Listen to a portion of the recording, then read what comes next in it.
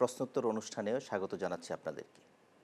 আজ আমাদের স্টুডিওতে উপস্থিত আছেন বিএনপির যুগ্ম মহাসচিব ও সংসদ সদস্য খায়রুল কবির খোকন। খোকন ভাই, স্টুডিওতে আপনাকে স্বাগত। ধন্যবাদ। আমরা সরাসরি প্রশ্নে চলে যাচ্ছি। এই সরকারের বয়স 4 মাস যে হতে চলল, এই 4 মাসে যে যেই আশা আকাঙ্ক্ষা নিয়ে নতুন সরকার ক্ষমতা নিয়েছে, এই আশা আকাঙ্ক্ষা পূরণে কতটুকু আগাচ্ছে, কিংবা এইভাবে আগালে স্বৈরাচার বিরোধী অথবা ফ্যাসিবাদ বিরোধী আন্দোলনের যে স্বপ্ন ছিল, সেই স্বপ্ন বাস্তবায়নের পথ কতটুকু আপনারা দেখছেন? ধন্যবাদ গ্রিন টিভিকে আপনাকে আজকের এই অনুষ্ঠানে আমাকে আমন্ত্রণ করার জন্যে। জানেন যে আমরা দীর্ঘ দিন একটি গণতন্ত্রের জন্যে এবং দেশের মানুষের মুক্তির জন্যে এবং একটি মানুষের আইনের শাসন বিচারের স্বাধীনতার জন্যে আমরা একটি ফ্যাসিস্ট সরকারের বিরুদ্ধে আমরা দীর্ঘদিন 17 বছর লড়াই করেছি। সেই লড়াই করতে গিয়ে আমাদের উপরে অন্যায় অত্যাচার, নিপীড়ন, নির্যাতন, গুম, খুন, হামলা মামলা, অনেক নির্যাতনের শিকার আমাদের হতে হয়েছে। তো আপনারা জানেন যে ওই কর্তৃত্ববাদী সরকার, এই অবৈধ অসাংবিধানিক সরকার, তারা জনগণের ভোটে নির্বাচিত হয়নি। কারণ তারা মানুষের গণতন্ত্র কথা মুখে বলে, কিন্তু গণতান্ত্রিক কোনো আচার আচরণ তাদের ছিল না। বিশেষ করে আমাদের যে সাংবিধানিক অধিকার, গণতন্ত্রের অধিকার, মৌলিক অধিকার, আইনের শাসন, বিচার বিভাগের স্বাধীনতা, ন্যায় বিচার, মানবাধিকার, তারা কিছুই মানেনি। তারা শুধু গায়ের জোরে তারা প্রশাসন যন্ত্র ব্যবহার করে তারা এই গত নির্বাচনে আমরা যে দেখলাম যে কঠিন নির্বাচন হয়েছে। আমি যদি ধরেন পিছনে ফিরে যাই, বিশেষ করে 2008-এর যে নির্বাচন হচ্ছে, যে সেই ফখরুদ্দিন মঈনুদ্দিনের যে আমাদের এই 111-এর কুশীলব, যে ফখরুদ্দিন মঈনুদ্দিনের যে তারা যে -2 ফর্মুলা নিয়ে যে পরবর্তীতে যে নির্বাচন হলো 2 বছর সেনাশাসিত, সেই নির্বাচনও আমরা দেখেছি। সেই নির্বাচনের তারা একটা পাতানো সাজানো নীল নকশার নির্বাচন ছিল। সেই নির্বাচনে পরিকল্পিতভাবে বিএনপির মতো একটি বিশাল দল, যে জনগণের দল, বারবার মানুষের ম্যান্ডেট নিয়ে রাষ্ট্র ক্ষমতায় আসছে।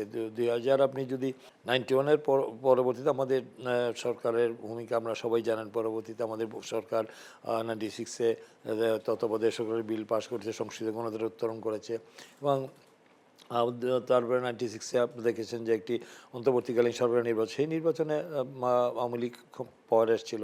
তার পরবর্তীতে তাদের যে এই কর্তৃত্ববাদী শাসনের কারণে জনগণ তাদেরকে প্রত্যাখ্যান করেছে। আবার আমরা যে নির্দলীয় নিরপেক্ষ সরকারের অধীনে 2001-এর যে নির্বাচন হয়েছিল, 2000 সেই নির্বাচনে আমরা দেখেছি যে নির্বাচন হয়েছিল অবাধ, সুষ্ঠু, গ্রহণযোগ্য, ইনক্লুসিভ, ক্রেডিবল একটি ইলেকশন এবং অংশগ্রহণমূলক একটি ইলেকশন হয়েছে।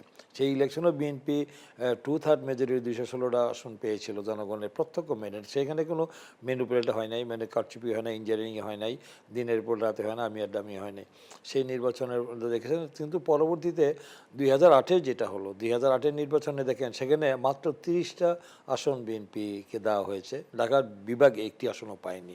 যেই ঢাকা বিভাগে আমাদের অতীতে মেজরিটি ওভার মেজরিটি হয়েছে।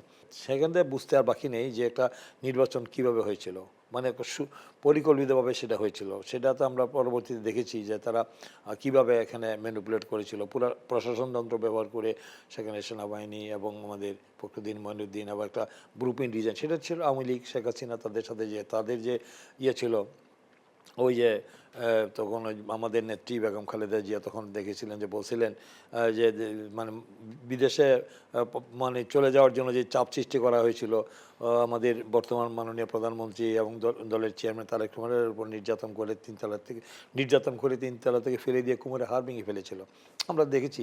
এবং মারাফত রহমান কুকুর উপরে নির্যাতন হয়েছিল, তারপরে তাকে জীবনই দিতে হলো তাকে, তিনি মৃত্যুবরণ করেছেন। তো সেখানে কিন্তু বেগম খালেদা জিয়া কিন্তু বলছিলেন যে আমার দেশের বাইরে কোনো প্রভু নাই, ঠিকানা নাই, ওই মাটিতে আমার জন্ম, এই মাটিতে আমার মৃত্যু হবে। আমি আমার 3টি পরিবার, একটি হলে দেশের জনগণ, একটি দল, আর আমার দেশ, হ্যাঁ, এর বাইরে আমার কোনো ঠিকানা নেই। তো সেখানে কিন্তু বেগম খালেদা জিয়া কিন্তু দেশের জান নেই। আর আরেকজন কিন্তু তৎকালীন মহাসচিব খন্দকার দেলোয়ার হোসেন, যিনি, উনিও কিন্তু বলেছিলেন যে আমাদের 30টার বেশি আসন দিবেন না। উনি অত্যন্ত ম্যাচিউর নেতা ছিলেন, উনি বর্ষিয়ান প্রবীণ নেতা, উনি অত্যন্ত প্রবীণ বর্ষিয়ান নেতা ছিলেন এবং উনি দূরদৃষ্টি নেতা ছিলেন এবং উনি বুঝতে পেরেছিলেন যে না, এই ওই সেনাশাসিত ফখরুদ্দিন মঈনুদ্দিনের সরকারের অধীনে নির্বাচনে গেলে সেই নির্বাচনে 30 আসন বেশি পাওয়া যাবে না, সেই তার তার যে প্রেডিকশন থেকে তিনি এই কথা বলেছিলেন সেটা বাস্তব বা সেটা আমরা দেখতে পেয়েছি পরবর্তীতে। তো ঢাকা ডিভিশনে যেখানে আমাদের সব সংখ্যাগরিষ্ঠ আসন অতীতে পেয়েছি, সেখানে আমার একটি আসনও ঢাকা বিভাগ থেকে দেওয়া হয়নি, ঢাকা সব বিএনপি পায়নি। তো এটা তো সেখানে 2001-এ আমরা পেলাম 216টি আসন, আমরা বিপুল ভোটে বিজয়ী সংখ্যাগরিষ্ঠ নিরঙ্কুশ আসন পেয়েছি। তারপরে 2008-এ তো হয়নি। আমরা আমরা চেয়েছিলাম যে আমাদের মানে মানে যাতে আমাদের গণতান্ত্রিক ধারাটা অব্যাহত থাকে এবং সাংবিধানিক কোনো সংকট যেন সৃষ্টি না হয়, সেই কারণেই নির্বাচনে যাওয়া। আমরা গিয়েছিলাম যে না, দেশের যেন সংকট মানে এখানে যেন কোনো রকম অবৈধ অসাংবিধানিক কোনো মানে শক্তি যেন অবৈধ কোনো সরকার যেন না আসে, সেটা ছিল আমাদের কথা। যেহেতু গেলেন, একটা আরেকটা প্রশ্ন, আপনারা যখন পিজি হাসপাতালে যে নেতারা বন্দী ছিলেন কিংবা প্রিজন ভ্যানে আসতেন তারা চিকিৎসা করতে, তখন ওখানে একটা মিটিং হয়েছিল, সম্ভবত আনঅফিসিয়ালি একটা মিটিং, সেখানে সিদ্ধান্ত হয়েছিল ব্যারিস্টার মওদুদ, খন্দকার মোশাররফ, তারপর আরও সিনিয়র লিডাররা যারা ছিলেন, এম কে আনোয়ার সাহেব, তখন তারা সিদ্ধান্ত নিয়েছিলেন যে বিএনপি নির্বাচনে যাবে না।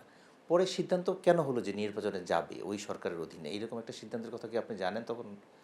না, না, সেটা রাজনীতিতে তো ধরেন আমাদের সবসময় তো মানে একই মানে মানে সময়ের সাথে পরিস্থিতি পরিবেশের সাথে আমাদের সিদ্ধান্ত পরিবর্তন হয়।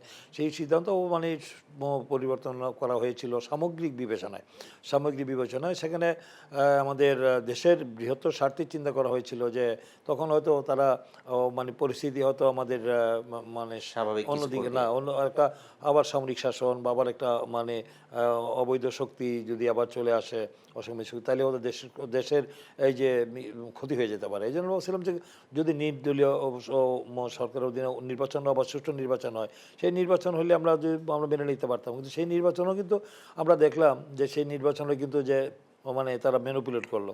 তারপরে আবার বুঝেই গেল এটা যখন পরবর্তীতে তারা তত্ত্বাবধায়ক সরকারের যেটা মীমাংসিত ইস্যু, একটা সেটেল ইস্যু, মানে এটা তো আমরা জানেন যে নির্দলীয় নিরপেক্ষ সরকার বাংলা বিদেশেও এটার প্রশংসা করেছে যে 91-এ যে আমাদের নির্বাচন হয়েছিল, নির্দলীয় নিরপেক্ষ সরকারের অধীনে নির্বাচনটা হলে মানুষ মানে তখন আস্থার জায়গা পায় যে না, এখানে কোনো রকম পক্ষপাতিত্ব হবে না, কোনো রকম ম্যানিপুলেট হবে না, ইঞ্জিনিয়ারিং হবে না, জোর জবরদস্তি হবে না, ভোট কেন্দ্র দখল হবে না।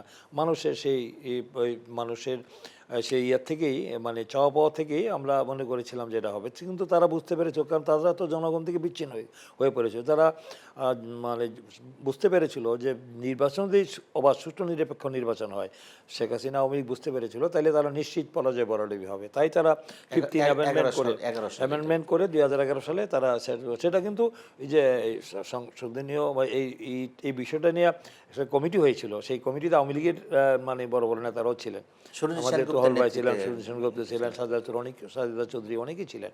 তারাও বলছিলেন যে এটাকে সেটেল ইস্যু, মীমাংসিত বিষয়, এটাকে মানে বাতিল করা ঠিক হবে না, এটা করলে জনগণ হয়তো মেনে নিবে না, এটা একটা মানে এটা নিয়ে আবার একটা ইস্যু তৈরি হবে। কিন্তু শেখ হাসিনা মানেনি, বলছে যে না, দলীয় সরকারের অধীনে নির্বাচন হতে হবে।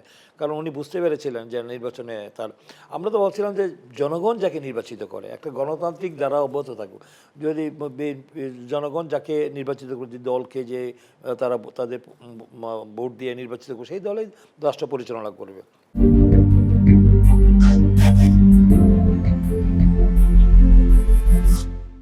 আপনার মনে আছে বোধহয় আদালত একটা রায়ও দিয়েছিলেন এইরকম যে আর 2 টার্ম এটা অবজারভেশন দিয়েছিলেন একটা, যে 2 টার্ম তারা ইয়েটা করতে পারবেন, এইভাবে তত্ত্বাবধায়ক সরকার অধীনে নির্বাচন করা যেতে পারে, তার পরবর্তী সময়ে তারা মানে অন্য সিস্টেমে যদি নির্বাচনে যায়। এটা হ্যাঁ, আদালত একটা বলছিল, কিন্তু সেটা ডিপেন্ড করতেছিল যে যদি পার্লামেন্ট চায়, সবাই চায়, সরকার রাজনৈতিকভাবে যদি একটা মানে একটা সর্বদলীয় সিদ্ধান্তের প্রেক্ষিতে যদি হয়, সেটা হতে পারে। হ্যাঁ, সেই ধরনের একটা কনসেশন করেছিল, ডেভেলপ করেছিল তখন।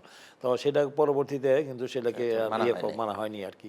এনিওয়ে, তো আমার যেটা বলছিলাম, কিন্তু ধরেন ওখান থেকে শুরু, তারপরে ধরেন 2014 নির্বাচন, সেই নির্বাচনটাও যদি মনে করেন যে অবাধ সুষ্ঠু নিরপেক্ষ হতো, কারণ 154টি আসনে বিনা প্রতিদ্বন্দ্বিতায় তারা বিজয়ী হলো। ভোট কেন্দ্রে আমরা কোনো ভোটার দেখিনি, আমরা জীবজন্তু দেখেছি, গরু ছাগল এগুলো দেখেছি আমরা। তো সেখানে তারপরে সেখানে প্রিজাইডিং অফিসার পুলিং অফিসার তারা টেবিলে ঘুমাইতে দেখেছি আমরা। সেই নির্বাচনে জনগণ তাদের মতামত দিতে পারেনি। তা আমাদের উপরে অত্যাচার নিপীড়ন যে মামলা হামলা তো মানে কন্টিনিউ চলছে। 2018-তে তারা আমাদের সাথে একটা আলোচনা করে বললেন যে নির্বাচন আবার সুষ্ঠু নিরপেক্ষ হবে। সেই নির্বাচনও আমরা দেখলাম যে আমাদেরকে কমিটমেন্ট করে সে আমাদের কমিটমেন্ট রক্ষা করেনি। সেখানে আমরা দেখেছেন যে আমাদের যে প্রার্থীদেরকে 51 জন প্রার্থীর উপরে হামলা হয়েছে, নির্যাতন হয়েছে এবং এবং 21 জন প্রার্থীকে কারাগারে যেতে হয়েছে। আমিও ছিলাম, কারাগারে ছিলেন, আমিও প্রায় নির্বাচনের 1 মাস আগে গ্রেপ্তার হয়ে যাব, নির্বাচনের মানে 1 মাস পরে আমি আমার বহুত মানে হাইকোর্টে আমার রিট করে আমাকে বের হতে হয়েছে। কারণ তারা এরকম নির্যাতন হয়েছিল আমাদের সিনিয়র নেতা, আমাদের আব্বাস ভাই থেকে শুরু করে গয়সরদা অনেক নেতার উপরে কিন্তু চাই আমাদের বিশ্ব মাহবুদুল খোকন অনেক উপরে কিন্তু হামলা হয়েছিল। আমরা উল্লেখযোগ্য কয়েকজনের নাম বললাম, সবার যুগে ফিজিক্যালি হামলা করেছে এবং রক্তাক্ত হয়েছে। এগুলো বিশ্ববাসী দেখেছে, জাতীয় গণমাধ্যম এবং আমাদের ইলেকট্রনিক মিডিয়া, প্রেস মিডিয়া এগুলো ব্যাপকভাবে ফলো করে প্রকাশ করেছে যে না এই অবস্থা।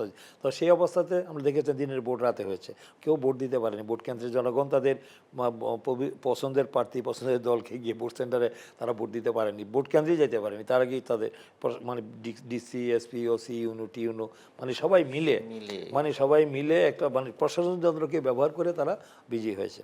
তারপরে আপনারা দেখলেন আমরা তারপরে তো আমরা নির্বাচন 2024-এর নির্বাচন, সেটা তো আমি আর ডামি, সেই নির্বাচনও দেখেছেন যে আমরা নির্বাচন জানি এই সরকারের বৈধতা দেওয়ার কোনো যৌক্তিক কারণ নেই। কারণ তাদের অধীনে নির্বাচন সুষ্ঠু হয়নি, হবে না, এটা জনগণ ধরে নিয়েছে। কারণ সেই নির্বাচন আমরা তার বৈধতা দিব, যার কারণে বুঝতে পেরেছিলাম, যার কারণে একটা জনগণের মধ্যে যে তারা যে অন্যায় অত্যাচার নিপীড়ন নির্যাতন মামলা হামলা গুম চালিয়ে যাচ্ছিল, আমাদের নেতাকর্মীদের উপর কী অমানসিক নির্যাতন, কেউ বাড়ি ঘরে থাকতে পারেনি। আমার বিরুদ্ধে 100-র উপরে মামলা হয়েছে, আমি বাড়ি ঘরে থাকতে পারিনি। আমি ধরেন আমার 6 বার আমার কারাগারে যেতে হয়েছে। তারপরে আমাদের 2.5 বছরের মতো বলতে গেলে অ্যাভারেজে 17 বছর আমাকে জেলে থাকতে হয়েছে। বাড়ি পুড়িয়ে দিয়েছে, অফিস পুড়িয়ে দিয়েছে, গুলি করে মারতে চেয়েছে। আমাদের নেতাকর্মী, শুধু আমারও কথা দিয়ে বললাম, শুধু আমাদের দেশে তো মানে আমাদের নেতাকর্মীরা কেউ তো শান্তিতে থাকতে পারেনি। সবার উপরে কোনো মিছিল মিটিং আমার যে সাংবিধানিক গণতান্ত্রিক সেটা আমরা করতে পারিনি।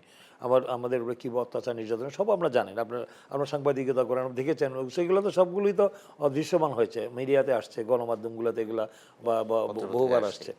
তো সেখানে আমাদের প্রায় 60 লক্ষ আমাদের আসামি করা হয়েছে, 1.5 লক্ষ মামলা হয়েছে, 3000-এর বেশি নেতাকর্মীদেরকে আমাদেরকে এক্সট্রা জুডিশিয়াল কিলিং, যাকে বিচার বহির্ভূত হত্যা, এটা তো আমরা জানি দেখেছি। এবং 1450 নেতাকর্মী, যেটা ইলিয়াস আলী চৌধুরী আলম সহ তাদেরকে নৃশংস নিষ্ঠুরভাবে আয়নাগরের মতো জায়গায় নিয়ে তাকে গুম করা হয়েছে।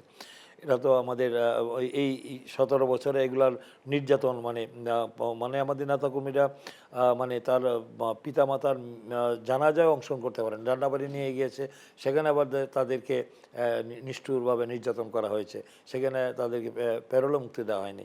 এই যে এই নিষ্ঠুর মানে একটা অমানবিক মানে যে কাজগুলো করেছে, এগুলো তো বিশ্ববাসী দেখেছে।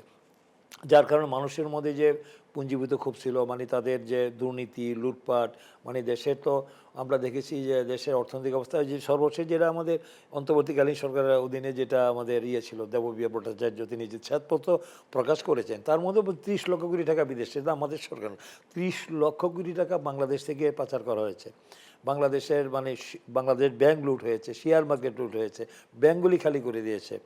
এবং আমাদের ঋণ খেলাপি প্রায় এখন 5.5 লক্ষ কোটি টাকা ঋণ খেলাপি ছিল, মানে ঋণ খেলাপিরা তারা এই আওয়ামী লীগের যারা মানে বেনিফিশিয়ারি, যারা আওয়ামী লীগ হোমরা চোমরা, তারা এগুলো নিয়ে লুটপাট করেছে, জনগণের টাকা নিয়ে বিদেশে পাচার করেছে। তারা আমরা দেখি যে সেকেন্ড হোম করেছে, তারা সুইস ব্যাংকে টাকা রেখেছে, তারা বেগমপাড়া করেছে। এগুলো তো আমরা জানি এগুলো কী করেছে, এগুলো তো মানে তার এখনও তো এই বাংলাদেশ ব্যাংক যে লুট করেছে এটা তদন্ত রিপোর্ট এখনও বের হয়নি। ব্যাঙ্কগুলি যে শেয়ার মার্কেটে এখনও হয়নি যেটা করেছে, এটা তো আমরা জানি। একজনে 30,000 20,000 কোটি করে আওয়ামী লীগের যারা নেতা ছিল, লাইকমেন্টের ব্যবসায়ী ছিল, তারা লুটপাট করে দেশ থেকে সমস্ত অর্থ নিয়ে গেছে। তো সেই অবস্থার ভিতরে মানুষের মধ্যে যে পুঞ্জীভূত ক্ষোভ ছিল, সেই ক্ষোভের বহিঃপ্রকাশ ঘটেছে আমাদের যে এটা তো আপনি জানেন যে এটা তো শুধু জুলাই আগস্টের ঐতিহাসিক ছাত্র গণঅভ্যুত্থানের মধ্যে আমাদের সে আওয়ামী লীগের ফ্যাসিস্টের পতন হয় নাই, শেখ হাসিনা দেশ থেকে পালিয়ে যায়নি। এই তার দীর্ঘ আগে 17 বছর তার 2024 সালে একটা নির্বাচন হলো আবার। হ্যাঁ 2024 সালে একটা নির্বাচন তো হলো। আমি এর দামি নির্বাচন, সেই নির্বাচন আমরা প্রত্যাখ্যানই করলাম আমরা, আপনারা তো সেই নির্বাচন আমরা জানো যা হবে না। কিন্তু এই পরেই তো আমাদের ধরেন যে দীর্ঘ 17 বছর নির্বাচনে থেকে আমাদের প্রিয় নেতা যে আমাদের বর্তমান যে প্রধানমন্ত্রী তারেক রহমান, উনি কিন্তু নির্ঘুম রাত দিন 24 ঘন্টা দেশের জন্য, মানে দেশের জন্য 24 ঘন্টার মধ্যে 18 ঘন্টাই তিনি বাংলাদেশের জনগণের জন্য, গণতন্ত্র উদ্ধারের জন্য তিনি কিন্তু সেখান থেকে তিনি কাজ করেছেন। তিনি জনগণ উদ্যোগ করেছেন, এই ছাত্র সমাজ, যুব সমাজ এবং এই দেশের জনগণকে উজ্জীবিত করেছেন। যদি তুমি ভয় পাও তাহলে তুমি শেষ, যদি তুমি এগিয়ে যাও তাহলে তুমিই বাংলাদেশ, আর টেক ব্যাক বাংলাদেশ, এগুলো বলেছেন। যে দেশ যাবে কোন পথে, ফয়সালা হবে রাজপথে। এগুলো দিল্লি নয়, পিন্ডি নয়, নয় অন্য কোনো দেশ, সবার আগে বাংলাদেশ। এই যে তিনি দেশপ্রেমের পরীক্ষা ওখানে থেকে যে সংগঠিত করেছেন, যুব সমাজকে উজ্জীবিত করেছেন, অনুপ্রাণিত করেছেন, এবং তারা যে এটা তো একদিনে হয়নি, সে অনুপ্রাণিত হয়ে ছাত্রদল, যুবদল আমাদের উপরে অন্যায় অত্যাচার নিপীড়ন নির্যাতনের মধ্যেও কিন্তু আমাদের দলের প্রায় বলতে গেলে প্রায় 10% নেতাকর্মী কিন্তু এই অন্যায় অত্যাচার নিপীড়ন নির্যাতনকে মাথা নত করেনি। তারা কিন্তু পালিয়ে যায় নাই, তারা দল ছেড়ে যায় নাই, তারা কিন্তু মাটি কামড়দা পড়েছিল। যে শহীদ জিয়ার নীতি আদর্শ দর্শন, বেগম খালেদা জিয়ার অবশ্যই নেতৃত্ব, তিনি যে দেশের জন্য ত্যাগ স্বীকার করেছেন, স্বৈরাচারের এরশাদ প্রথম ঘটে আপসীন দেশনীতি খেতাব পেয়েছেন। এই বেগম খালেদা জিয়া তার আজকে তো তিনি মৃত্যুবরণ, তাকে যে সঠিক সময় চিকিৎসার জন্য যে আবেদন করা হয়েছিল, যদি তাকে দেশের বাইরে উন্নত চিকিৎসার জন্য পাঠানো হতো, তাইলে কিন্তু আমাদের প্রিয় নেত্রীকে এত তাড়াতাড়ি হয়তো হারাতাম না, আরও হয়তো কিন্তু আমাদের মাঝে কিছু দেশকে দিতে পারতেন। তিনিও তো দেশের জন্য যে অবদান রেখেছেন, কারণ ওনার চাইছিল বিনা চিকিৎসা তাকে মেরে ফেলতে। তাকে কিভাবে দেখেছেন যে সুস্থ অবস্থায় তাকে আইনের প্রতি সম্মান দেখে তিনি সারেন্ডার করলেন, তাকে জেলে নিয়ে এক পরিত্যক্ত যে আপনাদের যে কেন্দ্রীয় কারাগার যেটা পরিত্যক্ত জরাজীর্ণ, ওটাতে রেখে তাকে ফিজিক্যালি মেরে ফেলার জন্য তারা যে স্লো পয়জনিং করা হয়েছিল।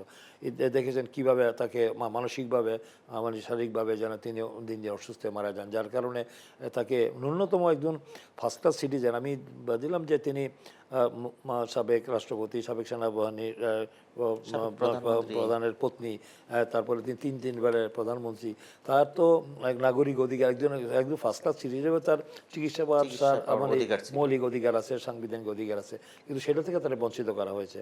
এবং তাকে দেখেছেন কিভাবে তার অত্যাচার নির্যাতন করেছে, 5 বছরের সাজা, 10 বছর করা হয়েছে হাইকোর্টে গিয়ে।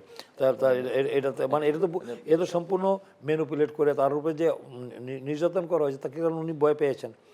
বেগম খালেদা যে আপোষের নেতৃত্ব, কারণ উনি তো আপোষ করেন নাই, উনি তো নীতির প্রশ্ন উনি বলছেন যে আমি অন্যায়ের কাছে মাথা নত করবো না, উনি করেন নাই। এত অত্যাচার নির্যাতনের পরেও কিন্তু তিনি আপোষ করেননি। তিনি বলছেন যে না, আন্দোলন চালিয়ে যেতে হবে, চালিয়ে গিয়েছেন। বলছেন যে আমরা প্রতিহিংসা প্রতিশোধের রাজনীতি আমরা করবো না, উনি করেনও নাই, এটা প্রমাণিত হয়েছে পরবর্তীতে। আচ্ছা, এখন ভাই ওই যে চিকিৎসার কথা যেটা বলতেছিলেন, আপনাদের বিএনপির সিনিয়র কয়েকজন নেতা এবং চিকিৎসকরাও বলেছেন যে ওনাকে চিকিৎসার মাধ্যমে অপচিকিৎসার মাধ্যমে মৃত্যুর দিকে ঠেলে দেওয়া হয়েছে। এই বিষয়ে আপনারা কি কোনো আইনি ব্যবস্থা নিচ্ছেন কি এখন? না, এটা এখনও আমাদের সাথে আমাদের যারা নীতি নির্ধারক আছেন, এই বিষয়টা আমরা এখনও আমরা করব যে তাকে যে প্রপারলি তাকে যে চিকিৎসা না দিয়ে তাকে যে স্লো পয়জনিং করে মৃত্যুর দিকে ঠেলে দেওয়ার জন্য যে এই যে কনস্পিরেসি ষড়যন্ত্রটা করেছে, একবার ঠান্ডা মাথায় পরিকল্পিতভাবে তারে চিকিৎসা না দিয়ে তাকে বিনা চিকিৎসায় মৃত্যুর দিকে ঠেলে দেওয়ার জন্য, সেটা সরাসরি এটা মাস্টার মাইন্ড শেখ হাসিনা। কারণ উনি যেভাবে ওনাকে তাচ্ছিল্য এবং আমাদের তুচ্ছ চাচ্ছিল্য করে ওনাকে এবং আমাদের প্রিয় নেতা, আমাদের বর্তমান প্রধানমন্ত্রী তারেক রহমান, আমাদের প্রয়াত মহান স্বাধীনতার ঘোষক শহীদ রাষ্ট্রপতি জিয়া রহমান বীরুত্তম, তার সম্পর্কেও যেসব কথাবার্তা উনি বলেছেন, কিন্তু মানুষ দেখেছে যে উনি আর কতটুকু সে যে তার যে প্রতিহিংসার রাজনীতি, প্রতিশোধের রাজনীতির যে তার যে মেন্টালিটি, এটা মানুষ গোটা বাংলাদেশের মানুষ দেখে, যার কারণে মানুষের মধ্যে যে ক্ষোভের সৃষ্টি, শুধু আমাদের দলের না, সারা দেশের মানুষের মধ্যে যে ক্ষোভ সৃষ্টি হয়েছে, যে দ্রব্যমূল্য মানুষের ক্রয় ক্ষমতার বাইরে, তারপরে সিন্ডিকেট করে মানুষের লুটপাট দুর্নীতি এটা প্রকাশ্যে দেখেছে। উন্নয়নের নামে লুটপাট করে শুধু আঙুল ফুলে কলা গাছ না, তারা বট গাছ হয়েছে মেগা প্রজেক্ট না, তারপরে তারা পুকুর তৈরি করে না, সাগর চুরি করে, আকাশ চুরি করেছে।